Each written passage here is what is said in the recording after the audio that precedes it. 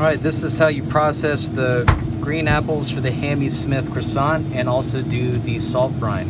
What you do is 3 pounds of water with 1 tablespoon of salt, and then we're going to process the apple slices and put them in here for about 10 minutes, and then you rinse it out and just leave it in a short tin in the fridge. You don't need to add any more water to it. All you do is you cut around the core right here. Just go all the way around.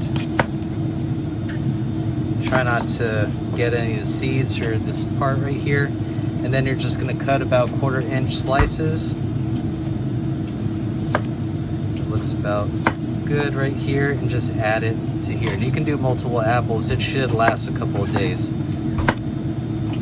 These should be pretty thick for the sandwich, or you won't really taste the apples that much.